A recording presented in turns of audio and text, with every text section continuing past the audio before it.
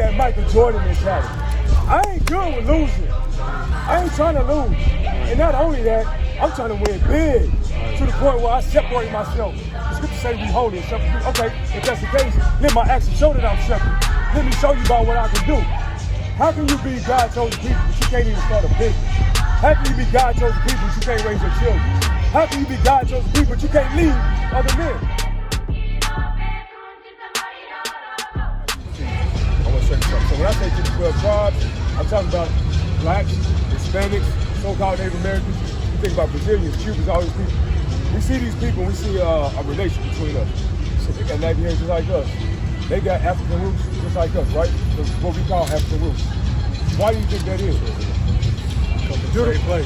Thank you. Deuteronomy 28 and 64. All right? Scatter.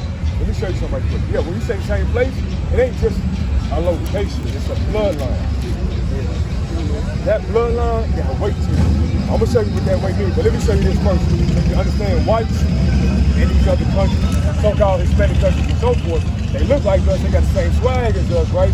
But then we got a disconnect somewhere. Yeah. Watch this. This is Deuteronomy chapter 28, verse 64. Go ahead. And the Lord shall scatter thee among all people from the one end of the earth unto the other. How did he scatter us? Slaves. Verse 68.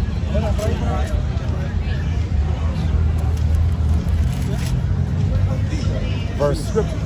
So watch this. Verse 68. And the Lord shall bring thee into Egypt again. So, you know the Israelites went into Egypt as slavery, correct? Under Pharaoh. We sat under Pharaoh 9, right? So he said, I'm going to take the Israelites, that's us, into slavery again. Read. With ships. With what? With ships. That's what you just said. So when he said he scattered us, he said, I'm going to scatter you, and this is how I'm going to do it. With ships, slave ships. It's the children of Israel. It's your heritage. Yeah. Read. By the way whereof I spake unto thee. Meaning how I'm saying it, this is how it's going to happen to you. Go ahead. Thou shalt see it no more again. You're not going to see your homeland no more again. Go ahead. And there ye shall be sold unto your enemy. For what? For bondmen. What's a bondman? And bondwomen. And bondwomen. What's a bondwoman? Right. A slave. This is in your Bible. The same Bible that's in T.D. Jakes' church, Creflo's church, Joe Osteen's church. It's the same Bible they got. They don't read this to you though. Read it. Yeah. Because they don't want you to get that knowledge. Yeah. Why don't they want you to get that knowledge? I'm going to ask you, why don't they want you to get it? They don't want to know the truth. Ezekiel 34. I'm going to show you why they don't want you to have it. Matter of fact, Titus 1 and 10. This is a better example of why they don't want you to have it. All right, check this out. Titus 1 and 10. I'm going to show you why the Bible's going to show you why your so-called pastors never talk to you. Why you can turn on TV, you know what TVN is? TV Broadcast Network. You can turn on TVN, and that thing is running 24 hours a day, but nobody's life really is changing. It's running 24 hours, they making all this money, but our neighborhood still live a certain type of way. Yeah. Watch this. Yeah. This is the book of Titus, chapter 1. Yeah, go ahead. Verse 10. Yeah, go ahead. Verse 10. For there are many unruly and vain talkers. There are many unruly and vain talkers. They speaking lies. Go ahead. And deceivers. And liars. Go ahead. Especially they of the circumcision. Meaning the southern kingdom, the blacks, what you call today. Go ahead. Whose mouths must be stopped. It says their mouths must be stopped. So all that noise T.D. Jakes talking, all that stuff Creflo Dollar talking about money and all this other stuff, it said their mouths must be stopped. What? Go ahead. Who subvert whole houses. They subvert whole houses. A husband and a wife, they supposed to be the ones that are together, right? No more twain, but you one. But the pastor's saying, no, you need to do this, you need to do that. No, he's subverting whole houses just by that alone. Then he also subverting houses by teaching you lies. So now instead of me teaching you the truth, I'm disrupting your house because I ain't taught you how to run your house. I didn't give you the instructions on what to do with your family, your wife, your child. So now they subverting not just you, but whole houses. Why? Go ahead. Teaching things which they ought not. Teaching things they shouldn't be teaching. Go ahead. For filthy lucre's sake. What that mean? Filthy lucre's sake. Riches. For money. That's why these pastors been keeping you dumb. So when I ask you why don't they teach you that, this is why. Because they want your money. They want to fatten their pocket. T.D. Jakes, if you ever watch his sermons, he asked everybody in the crowd in the beginning or whatever, if you paid your tithes and offering, stand up and show you, wave your offering like it's What he's doing is, all right, I got a section of 100 people here. Right. I got a section of 50 people here. Right. Thank you. Right. He's counting his money. He's like, okay, that's about 100,000. We Way good. in the scale. Y'all sit down. I'm gonna go ahead and preach now. You see what I'm saying? For a filthy lucre sake. And then once you sit down, he ain't even feeding you. He ain't even feeding you now. He's just taking. But he's supposed to be the shepherd to show you and lead you. But he ain't doing that. So understanding a couple basic things, right, will help you on your walk. Whatever, give me Ecclesiastes 12:13. Knowing a couple basic things to help get your wife. Your friend. All right, so whoever you lead in life, if you got basic instructions on how to lead yourself, you can lead them. Like out here right now, of all the things you did tonight, I can promise you, this is the most important thing that happened to you tonight, but what you do with it is on you. You might not be in the right state of mind right now, you might not be sober, whatever, but you ain't gonna forget that you heard this. As you walk through life, certain things might happen, you're gonna remember. Damn, I remember them brothers. And they was out there, they had straps on, you know what I'm saying? They look like they're not about that bullshit, because they not, right? You're gonna remember that. And you're gonna run into fake pastors who are gonna try to get your money and talk about, oh, grace, brother. I know the brothers are teaching that, but grace. Then you're gonna remember, man, you know what? That voice that I heard over here sounded like they were trying to lead me down the right path. You sound like you're trying to get in my pocket. 12 and 13. You're gonna remember those things. Give me 12 and verse 13 right there. Watch this. This is the book of Ecclesiastes, chapter 12, verse 13. Go ahead. Let us hear the conclusion of the whole matter. So at the end of the day, right, the conclusion means that the What did I learn? The conclusion meaning of everything that you hear, everything, whatever we speak, at the end of the day, go ahead. Fear God. The first thing, when they say fear God, that means like, if I'm your father, I give you instructions, it's very, very basic. My father said do this, I'm gonna do this. Because it's my father, right? I ain't trying to get in trouble. So fear God first, go ahead. And keep his commandments. Keep his commandments. What does that mean? It's a bunch of different things that come with that. Yeah, you see us with the beers, friendships. That's my new. Loving my brother, meaning I'm gonna teach you. Teach me how to fish, right? Versus give him a fish. We teaching. We trying to make sure that you got the understanding. That's part of doing our duty, right? Fearing God, keeping his commandments. Go ahead. For this is the whole duty. That's our whole duty. I don't wake up no more like, man, what am I here for? I know what I'm here for. What I'm doing right now, that's what I'm here for. Teaching you, teaching the sister, whoever we talk to, that's what we're here for. That's our duty. Go ahead. That's right. That message. Exactly. Go ahead. For this is the whole message. duty of man. My boy. Go ahead. For God shall bring every work into judgment. Everything that you do got a repercussion. It got something behind it. You at home, you mess up the house. Your father told you, stay out of the refrigerator and don't be jumping on my couch. You decide, I'm gonna go in here, I'm gonna do this, I'm gonna do that. You come home, the pillows all out, the blankets out on the floor, what's gonna happen? Hey, thank you. Thank you. So when we disobey, we got our ass whooped. Go ahead. With every secret thing. With everything that you do, go ahead. Whether it be good. Whether you helping out a brother or not, go ahead. Or whether it be evil. Or whether it be evil, that's good and bad, you're gonna get rewarded for either one. You choose. So people walk around and blame, oh, the white man. What you talking about? The whole reason why we're in the situation we're in, when you study your history, is because of what we did. And if you worried about another nation, but you ain't worried about yourself first, something wrong with you. If I'm a man, I wake up in the morning, and my first thing is to blame somebody else, but I ain't doing nothing to change my situation, I got problems, I got issues I need to handle. Because at the end of the day, you don't control my destiny. I do. So the decisions that I make, that's what's gonna dictate my life. That's why I be mad at the end of the day. Bro, so every day that you wake up, if you ain't in the situation that you need to be in, look at yourself first. And then if that don't make you mad enough, think about the people that's around you. If I got the wits, I got the smarts, I got the understanding to help and change the situation, and I don't do it, I need to look at myself. Let me read one more thing to you. Genesis 41. Watch this. Genesis 41. Let me show you. I want to show you how our forefathers operated then versus right now. There was a different mentality.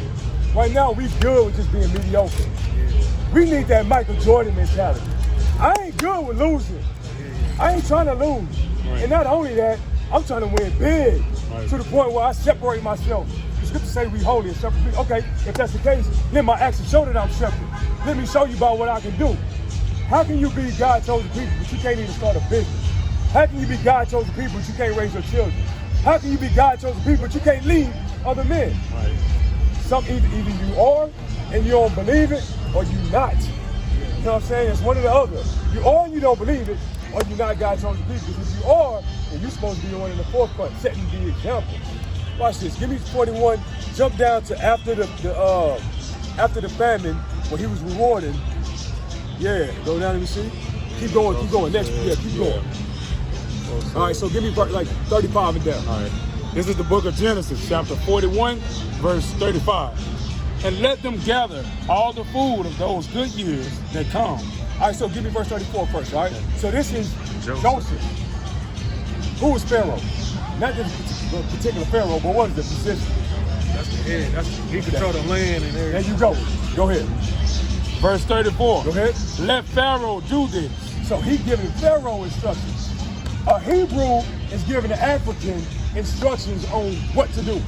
Go ahead.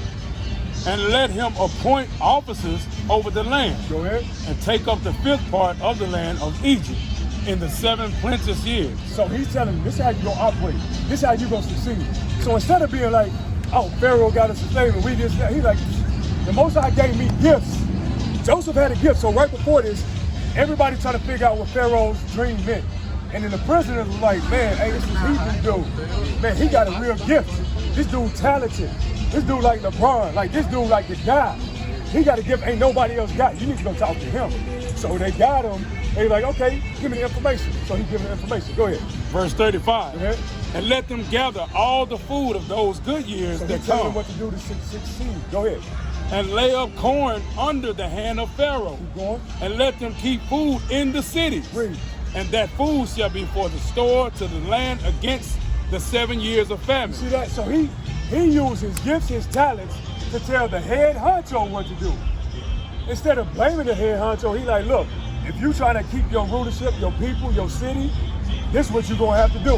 You're gonna have to get this food from this city, from this, for this, for this. You're gonna have to store it up right now because there's gonna be a famine that happens. So if you wanna make it through the famine, my gifts are telling me, my ability is telling me that this is what you need to do.